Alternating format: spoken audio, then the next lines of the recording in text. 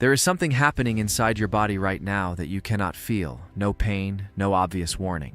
No moment where you stop and think something is wrong, just a slow, invisible pressure building in your arteries day after day, quietly doing damage to your heart, your kidneys, your eyes, and your brain while you go about your completely normal life, completely unaware. And the most unsettling part is not that it is happening. The most unsettling part is that some of the things making it worse are things you do every single day. After 50, the rules change. Your body responds differently to stress. Your blood vessels lose elasticity they are never getting back. Your kidneys become less efficient at filtering excess sodium. Your nervous system becomes more reactive. I want you to meet someone first. His name was Gerald, 63 years old, retired electrician, still active, still sharp. Gerald was not eating his way to high blood pressure. He was living his way there. Not the standard advice you have already heard. Not a lecture about salt and saturated fat. The deeper, less discussed, behaviorally driven reasons. The problem is a set of daily habits that are activating the cardiovascular stress response over and over and over again throughout the day. Let us start with the one that affects more people than almost any other. Within seconds of waking, most people over 50 are already reaching for their phone. Checking messages, scrolling news, content that involves conflict, urgency, or bad news. You short-circuit that gradual transition entirely. Your amygdala, the brain's threat detection center, sounds the alarm. Your adrenal glands release cortisol. Your blood pressure spikes. Research has shown that the morning hours carry a disproportionate burden of cardiovascular events. What you do in the first 15 minutes matters. Gerald did this every single morning. He did not realize that exposing his nervous system to psychologically activating content was raising his blood pressure before breakfast. Now let us talk about something that happens throughout the day.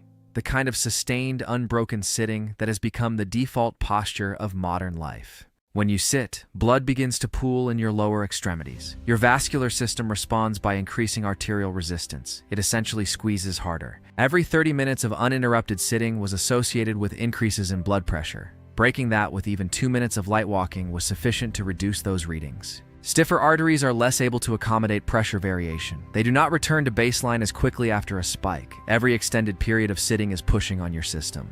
The third habit is the habit of carrying chronic psychological stress without any structured release. Stress after 50 looks different. It is more chronic and more diffuse. Chronic stress maintains your sympathetic nervous system in a state of partial activation. Your body produces elevated cortisol. Your heart beats harder. Your blood vessels constrict. Gerald carried a quiet, unremarked grief about his retirement. A sense of purposelessness had settled in. It sat in his nervous system like a persistent low-frequency vibration. The fourth habit is disrupted and insufficient sleep. The gradual erosion of sleep quality that most people over 50 accept as an inevitable feature of aging. What is actually happening is a failure to achieve nocturnal dipping. That nightly dip is the window during which your cardiovascular system performs maintenance. When sleep is disrupted, that dip is blunted. Your blood pressure runs elevated around the clock, including when it is supposed to be recovering. Sleep is a blood pressure intervention. The fifth habit is caffeinating heavily and continuously. Caffeine is a vasoconstrictor. It causes blood vessels to narrow. For people over 50, this effect is more pronounced. Coffee is mildly diuretic. When you start every day with 2 or 3 coffees on an empty stomach without water, you are beginning the day with dual vasoconstriction. Now I want to bring Robert into this conversation. Robert was 67. His blood pressure remained stubbornly above target despite being on medication. What nobody had mapped out was the cumulative effect of his daily pattern. He woke to financial news, caffeinated without water, and sat for hours managing his portfolio. Every one of those habits was doing measurable damage. Taken together, they created a day-long cycle of cardiovascular stress more powerful than any medication. The physiological reality is this. After 50, your baroreceptors become less sensitive. Your arteries lose elastin. Your kidneys are less efficient at excreting sodium. The hopeful counterpart is that your system is remarkably responsive to the right behavioral changes. Every morning you spend without your phone moderates the surge. Hydration is the most underrated variable. Drink water before coffee. Protect your sleep.